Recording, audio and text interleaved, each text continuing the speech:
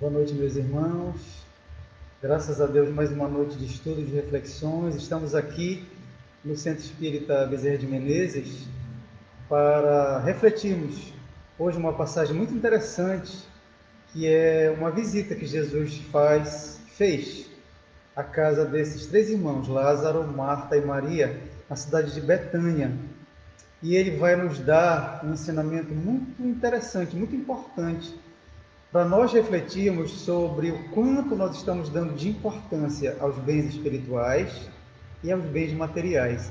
É uma passagem aparentemente muito simples, natural da vida comum, né, daqueles irmãos, daquela família, mas Jesus, por ser um espírito muito avançado, ele sempre aproveitou esses momentos, né, aparentemente comuns para dar grandes lições.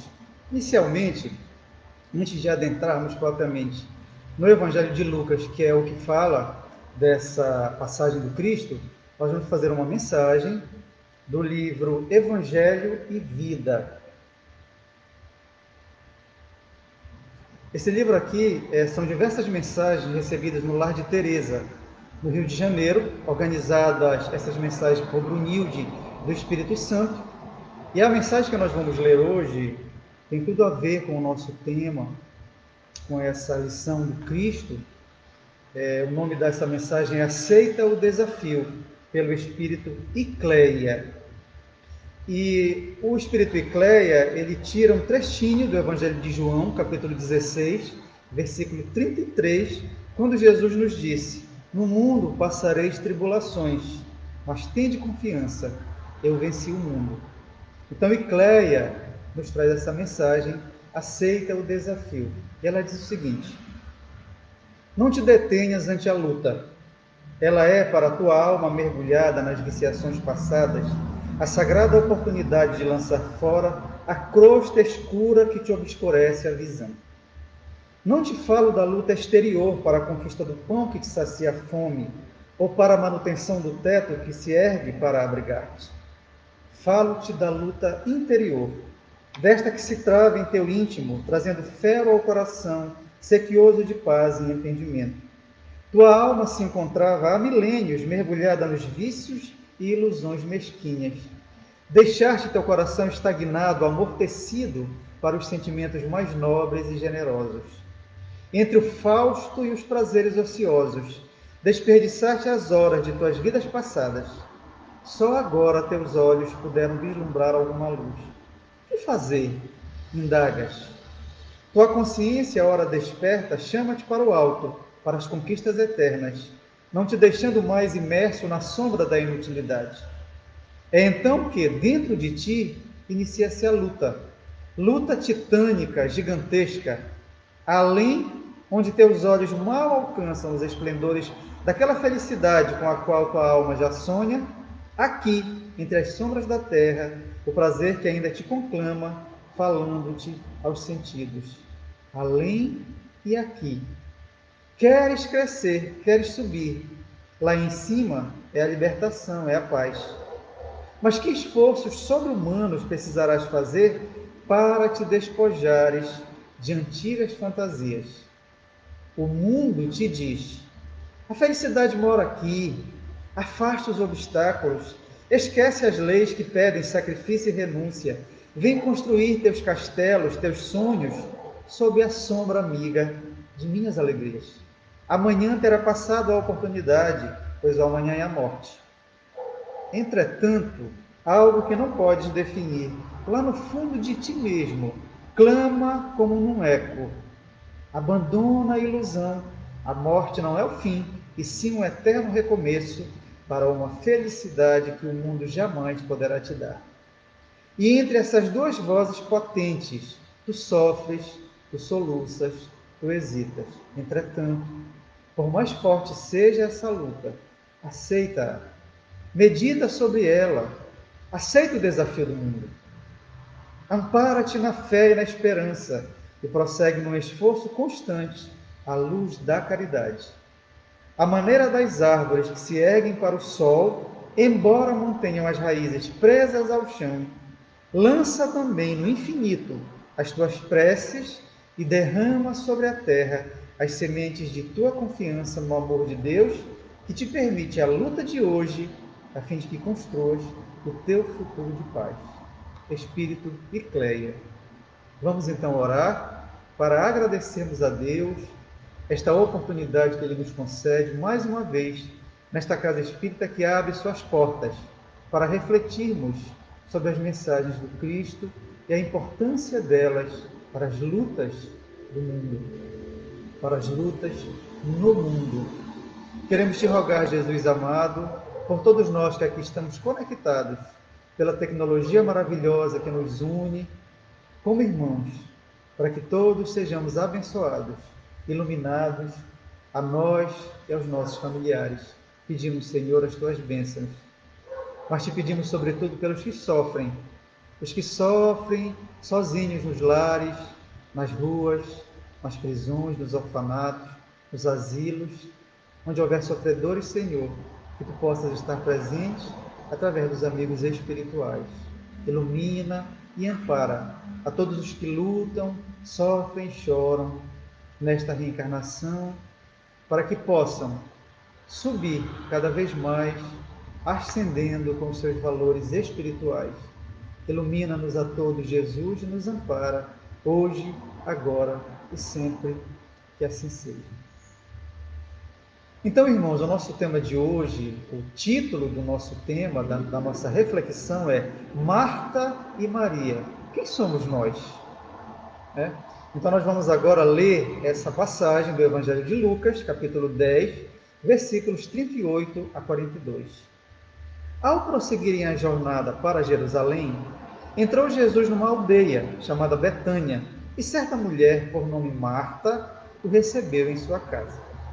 E tinha esta uma irmã chamada Maria, a qual, assentando-se aos pés de Jesus, ouvia a sua palavra.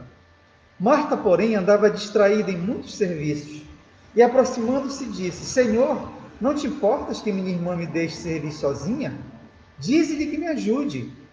E respondendo Jesus, disse-lhe: Marta, Marta, estás ansiosa e afatigada com muitas coisas, mas uma só é necessária.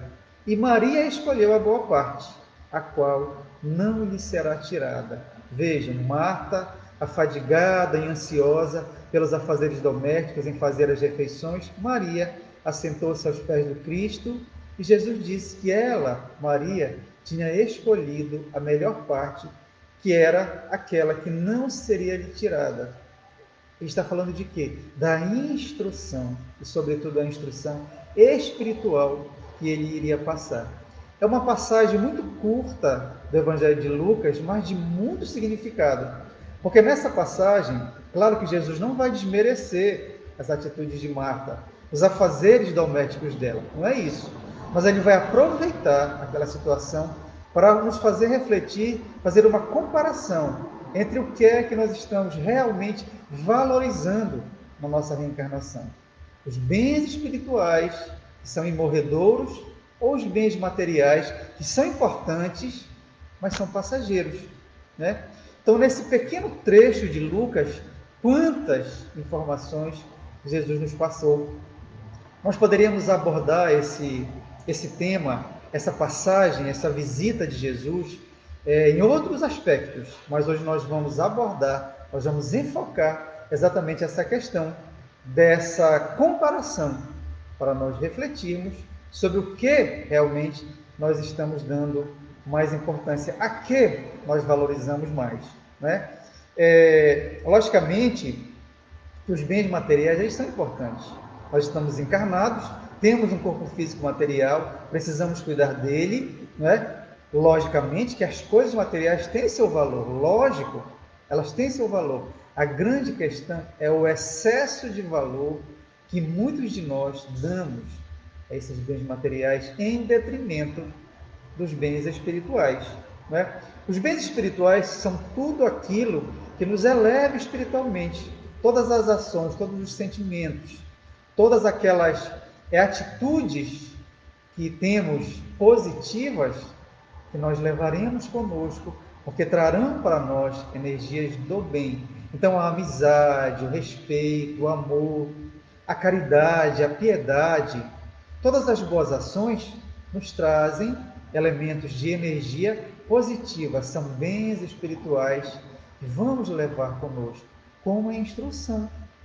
A instrução, o aprendizado intelectual, nós levaremos conosco. E temos que fazer um bom uso desse aprendizado para que lá na frente, quando retornemos ao mundo espiritual, esse aprendizado nos sirva de fato para o nosso crescimento, né? Então, de maneira nenhuma, em nenhum momento, Jesus está depreciando as atitudes de Marta, os seus afazeres domésticos, não. Mas Jesus tinha essa capacidade de, nesses momentos aparentemente comuns, fortuitos da vida, nos trazer grandes lições, né? Nos trazer grandes reflexões. Não é isso? Então, nós queremos deixar aqui, né, essa fala do Cristo e dizer, né, que os bens materiais têm sim a sua importância.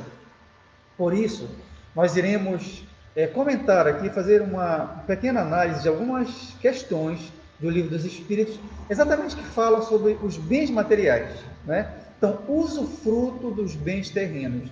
Lá no Livro dos Espíritos nós encontramos essa palavra, usufruto. O usufruto é algo que você usa materialmente, mas que não é seu. Você tem apenas o usufruto, um uso temporário, né? Então veja só, nós estamos apenas utilizando temporariamente todos os nossos bens materiais, nosso corpo físico, porque um dia ele vai ser enterrado, vai ser cremado, os bens que nós temos, casa, roupas, sapatos, né? Tudo que é material vai passar. Nós temos apenas o usufruto deles, a utilização passageira, porque nós não temos a posse eterna desses bens. Nós podemos dizer que uma coisa só é nossa, só nos pertence, quando não pode nos ser tirada. E as coisas materiais nós não levaremos para o mundo espiritual, né? Então, na questão 711 do Livro dos Espíritos, Kardec colocou: o uso dos bens da terra é um direito de todos os homens? Ele fez essa pergunta. É um direito do ser humano usar os bens da terra? E a espiritualidade respondeu: esse direito é consequência da necessidade de viver. Deus não pode impor um dever sem dar os meios de cumprir esse dever. Porque é um dever viver. Existe uma lei, que é a lei da reprodução, existe uma lei, que é a lei da destruição, existe uma lei, que é a lei da conservação, né? São leis morais que estão no Livro dos Espíritos.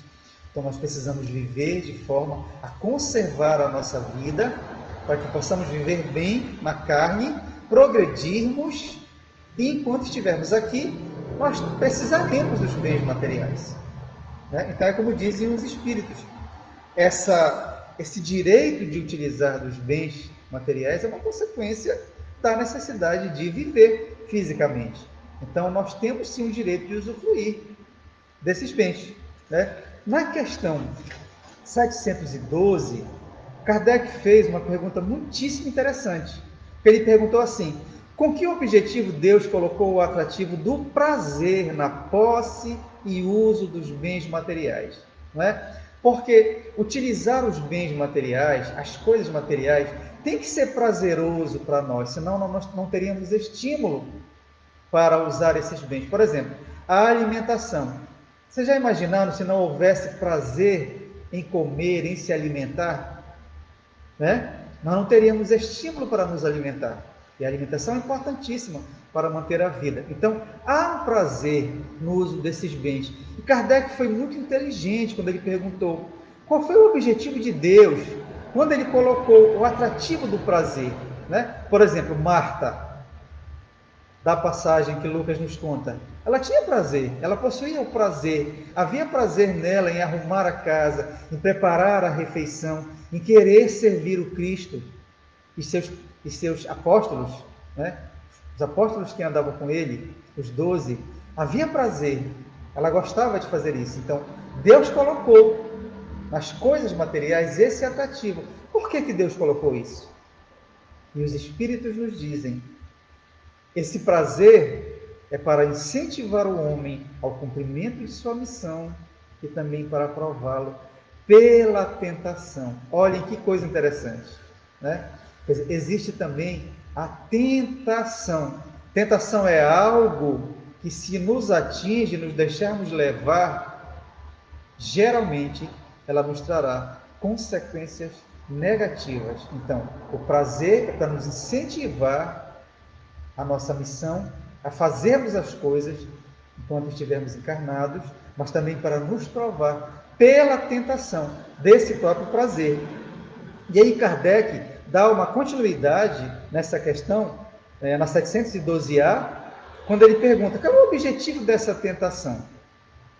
Que objetivo é? Qual é o objetivo que existe nessa tentação, que tem nesse prazer de utilizar as coisas materiais? E os espíritos responderam, desenvolver a razão do ser humano, que deve preservá-lo dos excessos. Olha só, aí ele fechou a questão. Então vamos imaginar, eu tenho prazer em dirigir.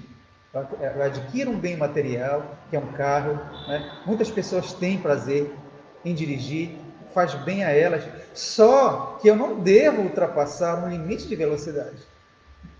O fato de ter prazer em dirigir, de ter prazer em ter um carro, não me dá essa necessidade de ter que correr além do necessário. Só que aí o homem vai criando para si necessidades fictícias, e aí é onde a tentação aparece negativamente e o excesso começa então a trazer consequências negativas.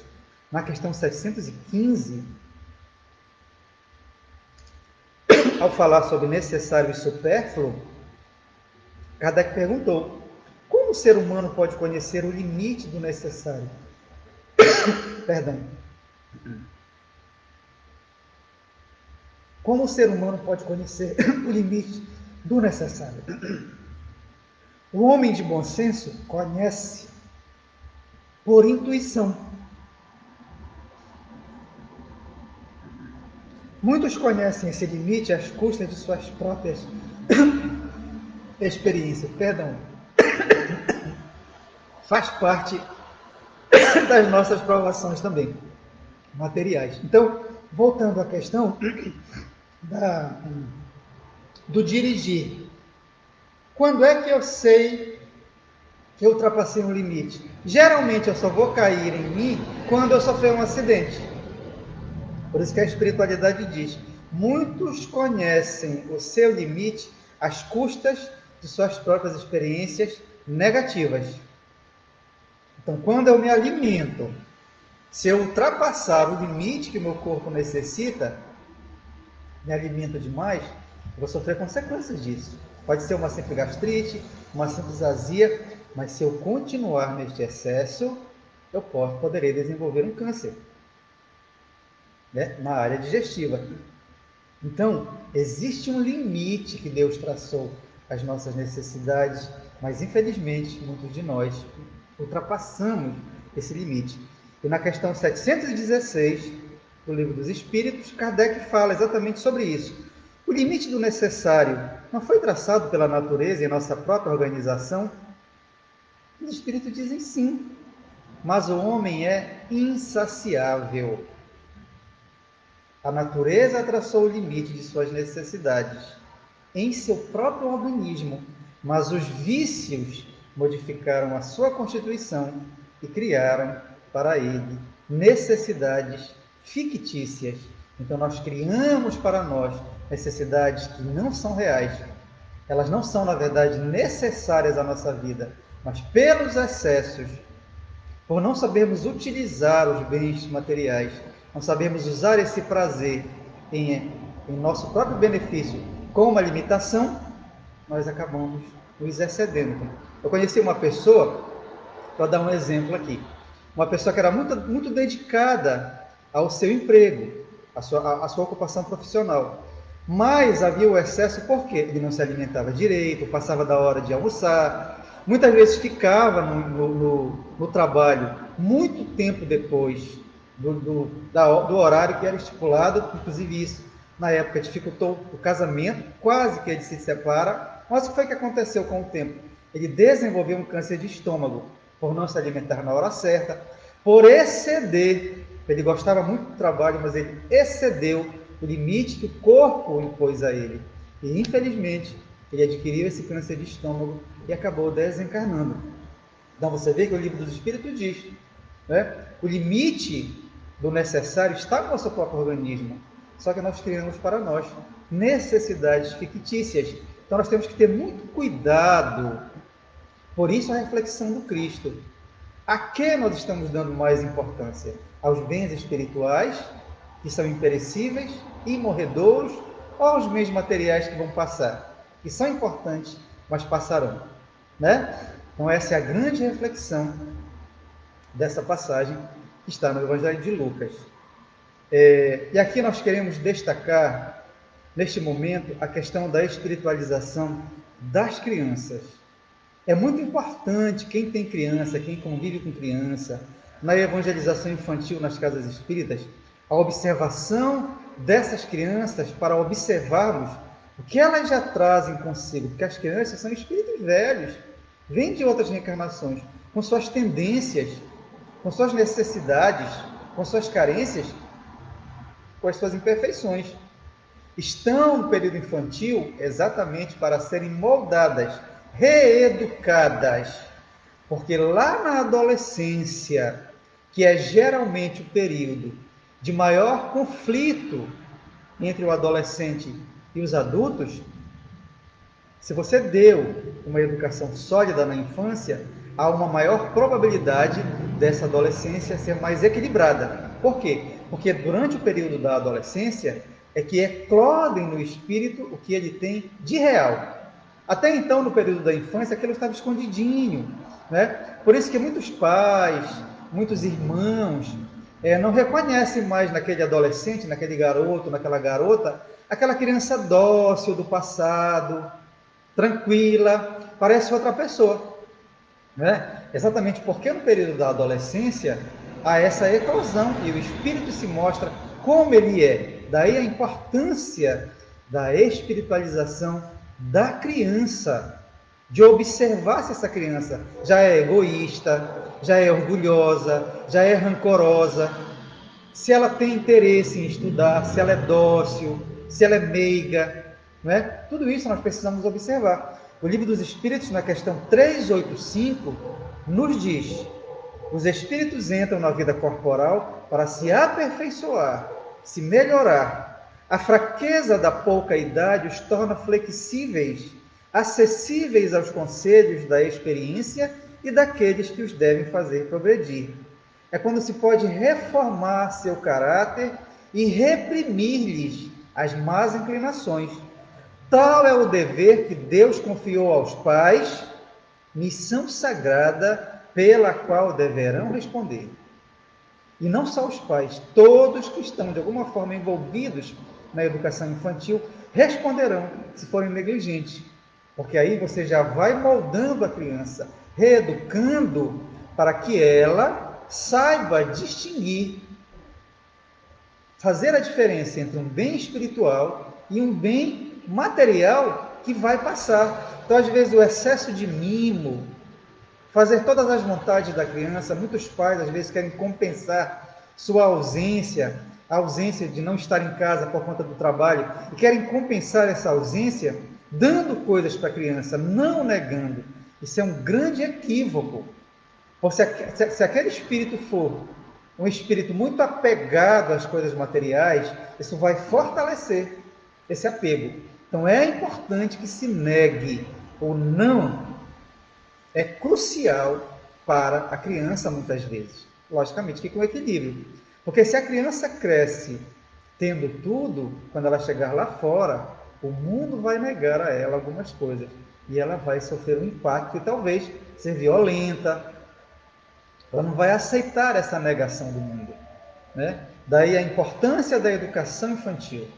Temos que ter muito cuidado, um olhar muito específico para as crianças, exatamente para observar se elas são mais Marta, né? Ou se elas são mais Maria. nesse sentido de dar mais valor a um bem espiritual ou um bem material. É isso? Bom, esse excesso, esse apego aos bens materiais, esse dar valor exagerado às coisas materiais, certamente trarão a nós, a quem for assim, muito desconforto, muito desequilíbrio no plano espiritual. E nós temos um exemplo disso no livro Céu e Inferno, porque nas comunicações que existem na segunda parte do livro Céu e Inferno, existe a comunicação de um senhor chamado François Riquier. Esse senhor, conforme diz aqui o Céu e o Inferno, ele era um homem muito comum, era um velho avarento e solteirão. Ele desencarnou em 1857, deixando uma fortuna bastante considerável aos seus parentes. Ele era um homem muito avarento, era chamado mão de vaca, aquele que não dá nem a Deus, né? Então, ele alugou durante certo período em que ele esteve encarnado, ele alugou uma casa dele para uma senhora. E essa senhora nem lembrava mais dele, não lembrava mais do senhor Riquier. Já tinha sido há muito tempo que ela tinha alugado essa casa. Só que essa senhora possuía uma filha, e essa filha era médium. E essa menina, essa garota, essa jovem, começou a sonhar com o senhor Riquier. E num sonho, ele disse que queria falar com a mãe dela, num dos sonhos. E a mãe, então, um dia, né, a garota se mediunizou, e através da moça, que era médium, o senhor Riquier se comunicou. E a mãe perguntou: que quereis de nós? A senhora que tinha alugado a casa do senhor Riquier no passado. Olha o que ele respondeu: o que é que eu quero? Meu dinheiro, que me tomaram todo, os miseráveis, a fim de o repartirem. Venderam as minhas fazendas, as minhas casas, tudo para as repartirem. Dilapidaram os meus bens, como se não fossem mais meus. Olha só, como se não fossem mais meus, que ele ainda acha que são dele. E ele continua: fazei que se faça justiça, porque eles não escutam, e não quero ver mais tais infames. Dizem que eu era usurário e guardam o meu dinheiro. Por que não me querem devolver se acham que foi mal adquirido? Vejam só, ele ainda considerava todos os bens materiais como dele, do plano espiritual. E a senhora disse assim: mas está morto, meu homenzinho, não tendes mais necessidade de dinheiro. Pedi a Deus para ter uma nova existência pobre, para expiar a avareza desta vida última que tiveste. E ele responde: não, eu não poderia mais viver pobre. É necessário o meu dinheiro para me fazer viver. Aliás, não tenho necessidade de ter outra vida, uma vez que vivo a presente. Então vejam só, ele não tinha nem noção de que estava desencarnado, porque havia ainda uma perturbação na sua mente, que ele diz: eu não preciso de outra vida, eu estou vivo, não preciso de outra vida, né? E a senhora, então, logicamente intuída, porque essa comunicação, apesar de estar fisicamente só a senhora e a filha, certamente que estava amparada pela espiritualidade. Tanto é que Kardec colocou aqui no céu, no livro Céu e Inferno, né? Então a senhora perguntou: sofreis? Ele diz: oh, sim, eu sofro torturas piores que a doença mais cruel, porque é a minha alma que suporta essas torturas. Tenho sempre presente no pensamento a iniquidade da minha vida, as coisas ruins que eu fiz, que foi um motivo de escândalo. A minha vida foi um motivo de escândalo para muitos. Sei bem que sou um miserável, indigno de piedade, mas sofro tanto que é necessário ajudar-me a sair deste miserável estado. E a senhora falou para ele: oraremos por vós. Ele disse, o senhor Riquier disse: obrigado. Orai para que eu esqueça as minhas riquezas terrestres, pois sem isso jamais poderei me arrepender. Adeus e obrigado. E uma coisa muito interessante nessa comunicação: ele assinou e colocou o endereço dele. E a senhora foi atrás daquele endereço, né, porque foi uma psicografia. Ele se comunicou através de uma escrita, assinou o nome e o endereço. E a senhora realmente foi e comprovou que ele tinha morado naquela casa. Vejam o apego que ele ainda possuía, desencarnado, as coisas que ele achava que era dele, e que ele ainda pensava que era dele, desencarnado. Né? Quer dizer, ele não tinha noção que ele era apenas, como todos nós somos, usufrutuários. Nós temos apenas o usufruto dos bens, ou seja, o uso temporário desses bens. Né? É uma comunicação muito interessante, exatamente para nós refletirmos sobre esse excesso, essas necessidades fictícias de que o Livro dos Espíritos nos fala. Bom, voltando ao Evangelho de Lucas, lá no capítulo 10, versículos 38 a 42, nós vemos que a passagem em que ele fica lá na casa dos 3 irmãos, em Betânia, ela é narrada de forma muito curta, lá no Evangelho de Lucas. Né? Mas no livro Primícias do Reino, através do médium Divaldo Franco, o espírito Amélia Rodrigues, ela vai nos trazer uma mensagem chamada A Família de Betânia. E nessa mensagem, Amélia Rodrigues vai distender um pouco mais esse encontro do Cristo com Marta e Maria. Já foi revelado que Amélia Rodrigues foi uma grande poetisa baiana do século XIX, uma grande professora, uma mulher muito espiritualizada. Já foi revelado que ela, Amélia Rodrigues, na época do Cristo, foi Maria Marcos, a mãe do evangelista Marcos. Então ela conheceu Jesus, daí a facilidade que Amélia Rodrigues tem em falar das coisas do Evangelho em seus livros. Né?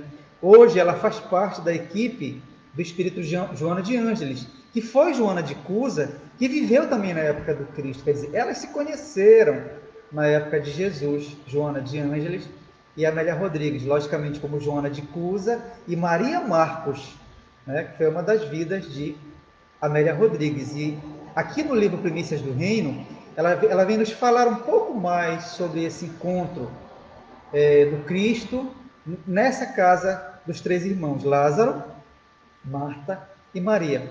Inicialmente ela começa a mensagem descrevendo a cidade de Betânia, um município que era pequeno em relação a Jerusalém. Era como se fosse uma zona rural, porque Jerusalém era muito agitada.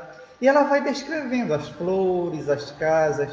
O primeiro momento da mensagem do Espírito Amélia Rodrigues é exatamente fazendo essa descrição. E ela diz que foi em outubro do ano de 29 que Jesus foi fazer essa visita a esses irmãos. E por que ele foi para lá? Porque ele estava sendo perseguido. Havia muita perseguição dos fariseus para Jesus, porque queriam pegar Jesus em blasfêmia para condená-lo. Né? Então Jesus, ele precisou se esquivar algumas vezes para poder cumprir a sua missão, deixar as coisas que ele deixou. E ele foi, na realidade, para a casa de Marta e Maria, como uma espécie de abrigo realmente, para se distanciar dessas perseguições. Amélia Rodrigues fala isso. Né? O mestre procurou a encantadora Betânia, era outubro do ano de 29. A rede de intriga apertava as malhas. Os sinedritas, né, ou seja, os judeus que participavam do Sinédrio, que era a maior corte judaica, né, do templo, os sinedritas espreitavam e espalhavam espiões pelo caminho de Jesus. Desejavam surpreendê-lo em blasfêmia. Daí Jesus foi até a casa dessa família, dos irmãos, porque os irmãos, Lázaro, Marta e Maria, eles não negavam o amor que possuíam ao Cristo. E Amélia Rodrigues diz isso na mensagem. Eles não tinham medo dos fariseus. Então ela diz, sem medo dos fariseus ou das murmurações dos vizinhos tímidos e receosos, eles albergavam Jesus no seu lar, cercado de rosas perfumadas e construído de paredes cobertas de plantas trepadeiras. Amavam Jesus e diziam-no abertamente. Fizeram-no membro da família. Jesus várias vezes passou por Betânia e se hospedou na casa deles, desses irmãos, né, de Marta e Maria. Então, eles não tinham receio, porque realmente amavam o Cristo. E aí, o Espírito Amélia Rodrigues vai contar, então, né, que Jesus chegou, foi saudado por Lázaro. Paz se faça nesta casa, Disse o Senhor: paz convosco, mestre, respondeu Lázaro em efusivo abraço, enquanto beijava o rosto do hóspede querido. As duas irmãs, Marta e Maria, se apressavam em receber os visitantes, servindo-lhes água para lavarem-se, e o lar emoldurava-se, cheio do natural barulho, da conversa que se estabeleceu. Marta, apressada, correu aos afazeres domésticos, preparava a refeição, arrumava os leitos, colocava a mesa. Ofegante, correu, procurou Maria, chama Maria. Enquanto lá fora o murmúrio de vozes apaga-se e a noite avança, o Rabi está conversando com Lázaro, falando dos últimos acontecimentos. E explica sobre o futuro. Maria senta-se-lhe aos pés e fita-o docemente, acompanhando a narrativa com embevecimento. Aí Marta, que Marta vai ficar um pouco aborrecida, porque Maria está lá sentada aos pés do Cristo e ela está trabalhando. Ela diz: Maria, grita Marta, e encontrando-a reclama: mestre, manda ajudar-me. Enquanto me estafa, e Marta sorriu. Ela não era uma mulher má, muito pelo contrário. Marta era uma mulher de uma fé esplendorosa. Então, quando ela diz para Jesus: enquanto me estafo, ela deu um sorriso, Marta. Ela te importuna, sem preparar a casa para a refeição. Foi quando Jesus disse: Marta, Marta. Jesus falou sorrindo: estás afadigada com muitas coisas, mas uma só é necessária. E Maria escolheu a melhor parte, a qual não lhe será tirada. Jesus então vai contar uma história. Amélia Rodrigues nos diz: enquanto Marta, desapontada, aquietou-se, o Senhor docilmente narrou. Um homem casado recebeu a notícia de que um rei passaria pelo seu lar. Preparou a casa com a esposa. Quando o monarca chegou, o dono da casa dele acercou-se para ouvi-lo e homenageá-lo, enquanto a mulher correu a atender às pequenas tarefas domésticas. Mas o rei ali não podia ficar, e após a refeição ligeira, partiu. Somente aquele que o escutou inteirou-se do programa do seu reinado, o que era mais importante. Né? Então, somente o dono da casa ficou sabendo de todo o programa daquele rei. A esposa, porque não participou dessa conversa, não soube do programa do rei. Né? E aí Marta se desculpou com Jesus. Desculpa-me, justificou-se Marta. E ela vai dizer uma coisa muito interessante, de muita reflexão para nós. Ela diz assim: são os velhos hábitos muito arraigados, muito presos, né, que nós temos.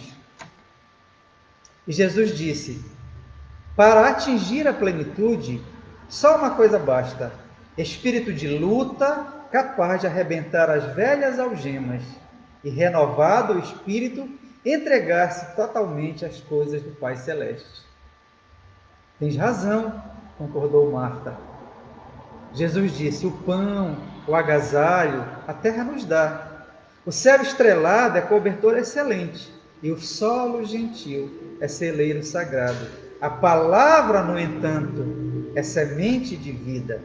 O homem afadiga-se inutilmente e perde-se a si mesmo, como se estivesse em labirinto cruel, por ignorar as diferenças essenciais entre os valores imaginários dos bens terrestres e os valores reais dos bens espirituais.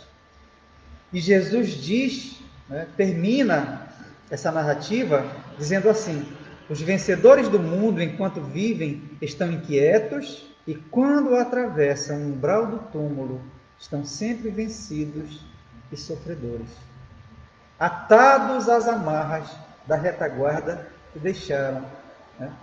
Somente os que conseguem vencer o mundo e suas alucinações crescem no rumo da glória espiritual sem infortúnio. E a Amélia Rodrigues termina essa narrativa. Vejam a fala de Marta, quando ela diz para Jesus: desculpa-me, Senhor, são os velhos hábitos muito arraigados. Nós trazemos de diversas encarnações condicionamentos, hábitos, que são, às vezes, muito difíceis de serem superados. Nós trazemos isso conosco. Às vezes, É a inveja, é o ciúme, a preguiça, os vícios do fumo, da bebida, que já tivemos talvez em outras reencarnações e que nos é muito difícil. Por isso, essa luta que temos que travar conosco mesmos, como nós vimos na mensagem inicial do Espírito Ecleia, e Jesus aqui no livro Primícias do Reino nos diz, né? Somente os que conseguem vencer o mundo e suas alucinações crescem no rumo da glória espiritual, sem infortúnio, quer dizer, sem mácula, sem problemas, estarão no mundo espiritual tranquilos, com a consciência em paz, exatamente porque venceram as tentações, essas provações do mundo material, né? E quando Jesus diz assim, os vencedores do mundo, enquanto vivem, estão inquietos, e quando atravessam o umbral do túmulo, estão sempre vencidos e vencedores. Vencidos e sofredores, perdão.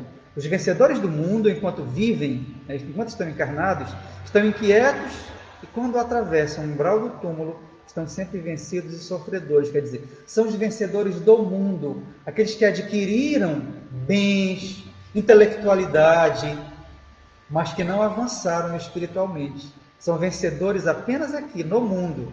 No mundo espiritual, eles são vencidos. São vencedores no mundo carnal. Vencidos, eles chegam no mundo espiritual. E essa fala do Cristo nos leva a uma mensagem muito interessante de um médico desencarnado, chamado Darcy, que se encontra neste livro aqui. Ah, se eu soubesse. É uma coletânea, na realidade. Ah, se eu soubesse.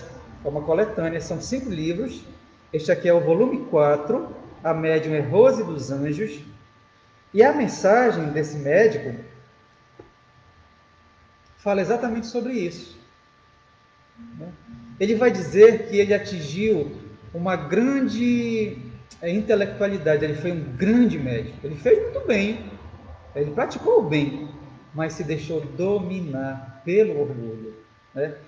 Então eu vou ler aqui apenas um trechinho da mensagem, que ela é uma mensagem grande.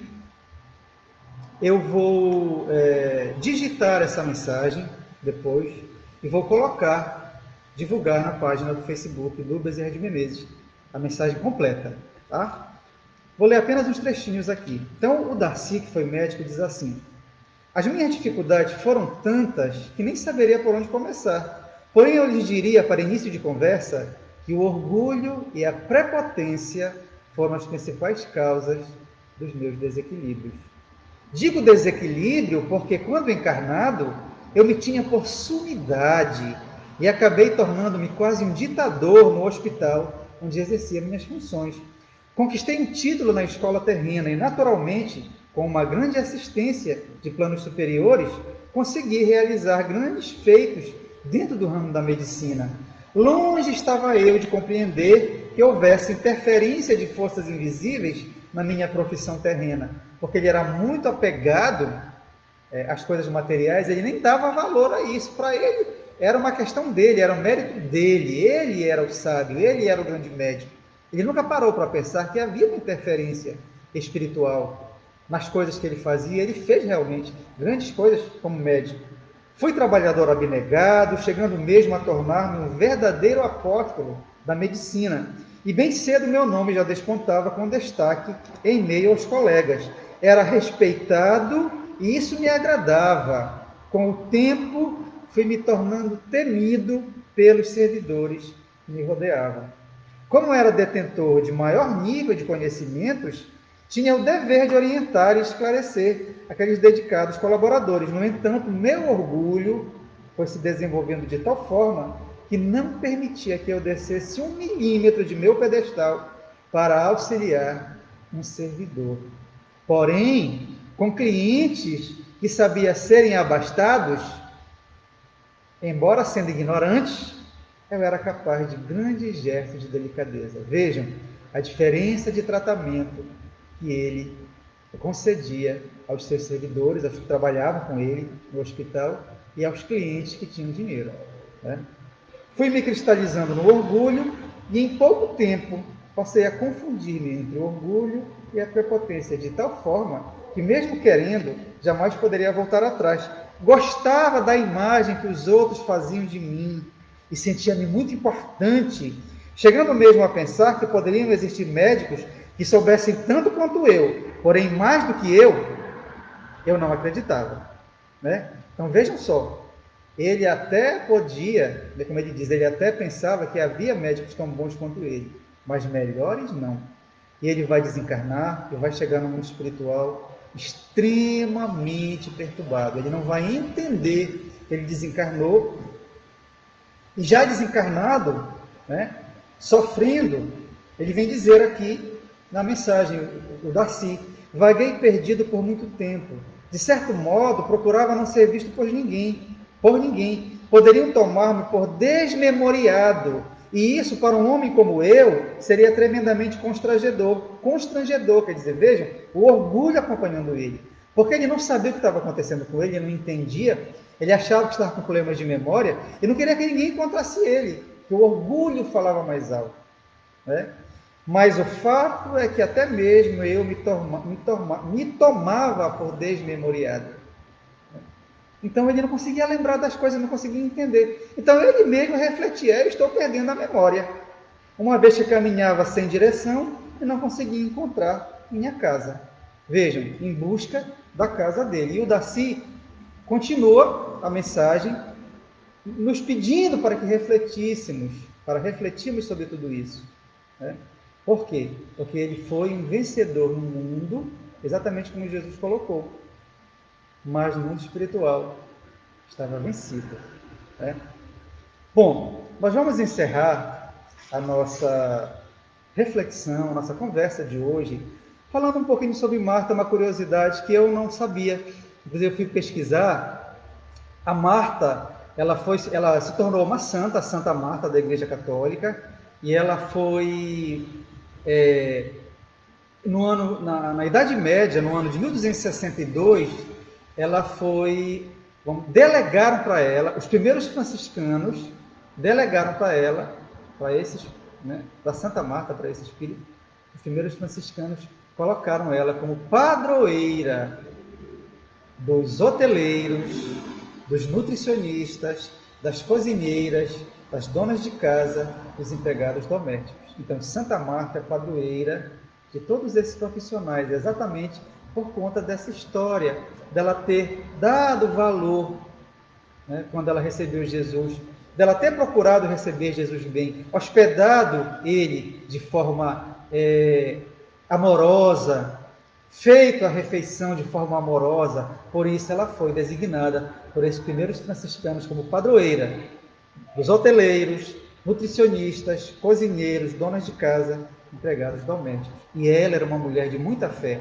porque quando você vai em João, capítulo 11, versículos 25 a 27, há uma fala dela diretamente, de Jesus para ela. Né? Ele diz para ela, para Marta, eu sou a ressurreição e a vida. Aquele que crê em mim, ainda que esteja morto, viverá. E todo aquele que vive e crê em mim, jamais morrerá. Crês nisto? Ele perguntou para Marta. E ela respondeu, sim. Sim, Senhor, eu creio que tu és o Cristo, o Filho de Deus, aquele que devia vir ao mundo. Vejam a fé dessa mulher. Não é? Então, ela apenas se distraiu quando Jesus chegou na casa dela, nos afazeres domésticos, mas ela não era uma mulher má, muito pelo contrário. Só que Jesus aproveitou aquele episódio para nos dar essa grande lição dessa diferença entre os bens materiais e os bens espirituais. Queremos aqui deixar, antes da prece final, a reflexão da nossa mensagem inicial do Espírito Icleia, no livro Evangelho e Vida, né? É a mensagem aceita o desafio, quando a Icleia, o Espírito Icleia, nos diz, no final da mensagem, a maneira das árvores que se erguem para o sol, embora mantenham as raízes presas ao chão, lança também no infinito as tuas preces e derrama sobre a terra as sementes de tua confiança no amor de Deus, que te permite a luta de hoje, a fim de que construas o teu futuro de paz. Então, meus irmãos, nós somos como árvores. Temos as nossas raízes fincadas na vida carnal porque estamos reencarnados. mas devemos ser como a árvore que cresce em direção ao sol. Devemos crescer em direção à luz do Cristo, dos amigos espirituais, de Deus, de todos aqueles que nos protegem, né? Então, que nós sejamos, sim, árvores frondosas, frutíferas, e vamos dar frutos de amor, de paciência, de abnegação e de caridade. Muita paz a todos, muito obrigado pela compreensão, pela paciência de vocês. Vamos fazer a nossa prece final de agradecimento. Jesus amado, Jesus querido, estamos aqui encerrando as nossas atividades nesta casa espírita maravilhosa que abriu seus espaços para nos receber, não somente a nós, encarnados, mas a todos os desencarnados que aqui se encontram, refletindo conosco, nos auxiliando também nesta tarefa. Agradecemos, Senhor, a tua proteção. Pedimos novamente pelas nossas famílias, pedimos pelo nosso planeta, para que envolvas, como governador da Terra, o nosso planeta neste momento difícil em que atravessamos, de pandemia, mas que possamos superar, Senhor, e tirar grandes lições de tudo isso que estamos vivendo. Ajuda-nos, Senhor, nas nossas dificuldades, para que possamos superar e vencer o desafio do mundo, as nossas lutas diárias, na conquista do nosso bem maior, que é o amor, a paz, a luz, crescer em direção a Deus. Certo, Senhor, de que estás conosco, hoje, agora e sempre, pedimos as tuas bênçãos e a permissão da equipe espiritual da casa para darmos por encerrada a nossa reunião pública virtual da noite de hoje, desejando a todos muita paz e muita luz. Que assim seja.